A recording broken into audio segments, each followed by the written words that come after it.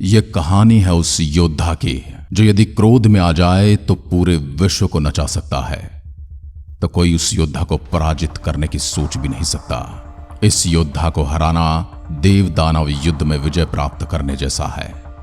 वो धनुर्विद्या में अर्जुन के समान, बल में भीम के समान और रफ्तार में नकुल सहदेव को टक्कर देने वाला है। महाभारत युद्ध में उसने पांडव योद्धाओं को स्वर्गलोक की यात्रा पर भेजा। वो योद्धा न वो किसी महल में पैदा हुआ और न ही उसका किसी क्षत्रिय वंश से ताल्लुक रहा।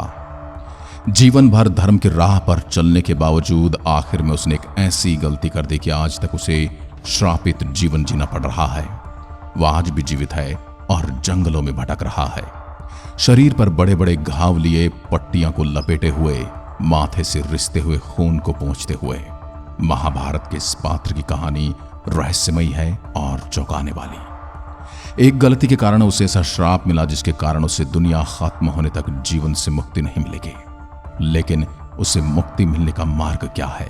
वह इधर से उधर कब तक भटकता रहेगा? इस योद्धा को श्राप और किसी ने नहीं बल्कि स्वयं भगवान श्री कृष्ण ने दिया था, और अब भगवान श्री कृष्ण ही उसका उद्धार करेंगे।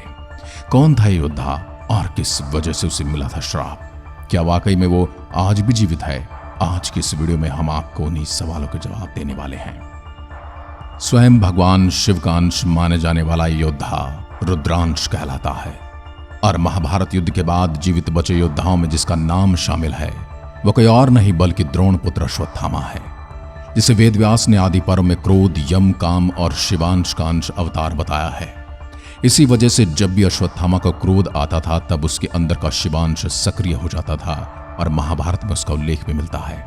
जब द्रोणाचार्य की हत्या के बाद अर्जुन ने कहा था अगर अश्वत्थामा चाहे तो वह अपने क्रोध की अग्नि से हम पांचों पांडवों को भस्म कर सकता है। अश्वत्थामा के बारे में इतनी बात जानने के बाद आपके मन में सवाल आ रहा होगा कि आखिर अश्वत्थामा का नाम कैसे पड़ा। इसकी एक बड़ी रोचक कथा है। अश्वत्थामा ने जब जन्म लिया था तब उसने अश्व के समान घोर शब्दनाद किया था, जिसके बाद आकाशवाणी हुई कि यह बालक अश्वत्थामा नाम से प्रसिद्ध होगा। महाभारत काल अर्थात द्वापर युग में जन्मे थे, जिसकी गिनती उस युग के श्रेष्ठ योद्धाओं में होती थी। वे गुरु द्रोणाचार्य के पुत्र व कुरुवंश के राजगुरु कृपाचार्य के भांजे हैं। द्रोणाचार्य ने ही कौरवों और पांडवों को शस्त्र विद्या में पारंगत बनाया था। अश्वत्थामा भी अपने पिता ही की भांति शस्त्र व शास्त्र दोनों में निपुण थे। अश्वत्थामा के सिर पर जन्म से ही एक मणि थी। जब द्रौपदी ने अर्जुन की प्रार्थना पर गुरुपुत्र को प्राणदान दिया था तब सजा के तौर पर उसकी मणि छीन ली गई थी, क्योंकि यही उसकी ऊर्जा का स्रोत था। उसके बाल काटे गए थे। उन दिनों बाल काट लेने का मतलब मृत्यु दंड के समान था। उसे मृत्यु तो नहीं दी गई, लेकिन मृत्यु के समान ही जीवन दे दिया गया। दोस्तों, जब भीष्म पितामह सरशैया पर लेटे थे तब उनकी जगह पर गुरु द्रोणाचार्य को सेनापति बनाया जाता है। वहीं दूसरी ओर गुरु द्रोणाचार्य और अश्वत्थामा मिलकर युद्ध में कोहराम मचा रहे थे। पिता पुत्र की जोड़ी ने महाभारत के युद्ध के दौरान पांडवों की सेना को छिन्न भिन्न कर दिया था। इसी वजह से पांडवों के साथ श्री कृष्ण की चिंताएं भी बढ़ने लगी थी। जिस पितामह भीष्म को मार्ग से हटाने के बाद पांडव अपनी विजय निश्चित समझ रहे थे, वो गुरु द्रोणाचार्य और अश्वत्थामा के इस क्रोध को और इस वीरता को और इस पराक्रम को देखकर भयभीत हो रहे थे कि आखिर उन्होंने पितामह भीष्म को घायल ही क्यों किया। पांडव सेना को हतोत्साहित देख श्री कृष्ण ने द्रोणाचार्य का वध करने के लिए युधिष्ठिर से कूटनीति का सहारा लेने के लिए कहा। पहले तो युधिष्ठिर नहीं माने, लेकिन फिर भगवान कृष्ण के समझाने के बाद वे मान जाते हैं और एक अर्ध सत्य का सहारा लेते हैं। फिर महाभारत युद्ध में द्रोणाचार्य का वध करने के लिए पांडवों ने एक अफवाह फैला दी कि अश्वत्थामा मारा जा चुका है। यह सुन गुरुमोह में शस्त्र त्याग कर युद्ध भूमि में ही बैठ जाते हैं, और उसी अवसर का लाभ उठाकर पांचाल नरेश द्रुपद के पुत्र धृष्टद्युम्न ने उनका वध कर दिया, उनकी हत्या कर दी। पिता की छल से हुई मृत्यु की खबर सुनकर अश्वत्थामा क्रोध से भर जाता है और फिर वह घोर अपराध करता है। पहले तो ये कि वह रात में द्रौपदी के पुत्रों का वध कर देता है, उनकी हत्या कर देता है, और दूसरा ब्रह्मास्त्र चला देता है जिसे रोकना उसे आता नहीं था। ब्रह्मास्त्र को रोक पाने में असमर्थ होने के कारण वह अभिमन्यु की पत्नी उत्तरा के गर्भ में उसे मोड़ देता है, जिसके चलते उसके गर्भ में पल रहा पुत्र मर जाता है, जिसका नाम परीक्षित था। हालांकि श्री कृष्ण सूक्ष्म रूप धारण कर उत्तरा के गर्भ को बचा लेते हैं और बाद में उत्तरा का यही पुत्र परीक्षित हस्तिनापुर का राजा बनता है। अश्वत्थामा ने एक अजन्मे बालक पर प्रहार किया था। एक अजन्मे बालक को उसे ने मारने की कोशिश की थी। उसने गर्भपात का घोर अपराध किया था। अश्वत्थामा के इसी पाप की वजह से श्री कृष्ण क्रोध में आकर पांडवों से उसका वध करने की सलाह देते हैं। वो कहते हैं कि कोई भी धर्मात्मा रात्रि में सोए हुए बालकों को नहीं मारता है और गर्भ में पल रहे बालक को मारने का अपराध तो अक्षम्य है। और अश्वत्थामा ने धर्म के विरुद्ध आचरण करते हुए सोए हुए निरपराध बालकों की हत्या की है, और तो और उसने गर्भ में पल रहे बच्चे को मारने का अपराध किया है। इसलिए इसे मार दो, इसका कटा सर द्रौपदी के सामने रखकर अपनी प्रतिज्ञा पूरी करो। श्री कृष्ण के इन वचनों को सुनने के बाद भी अर्जुन को अपने गुरुपुत्र पर दया आ गई और उन्होंने अश्वत्थामा को जीवित ही शिविर में ले जाकर द्रौपदी के समक्ष खड़ा कर दिया।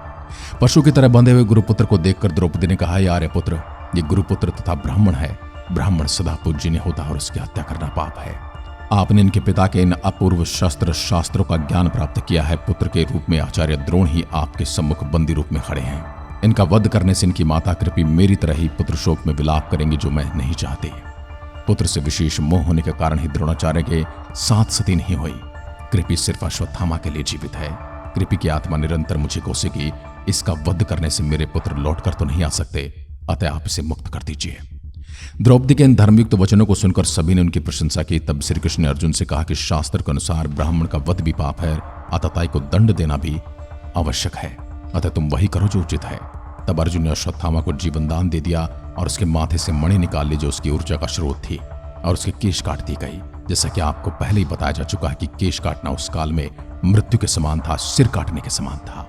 इसके बाद अश्वत्थामा को भगवान कृष्ण ने कलयुग के अंत तक पृथ्वी पर भटकने का श्राप दे दिया। शिव महापुराण के अनुसार अश्वत्थामा आज भी जीवित है और गंगा के किनारे निवास करते हैं, किंतु उनका निवास कहाँ ये कोई नहीं जानता।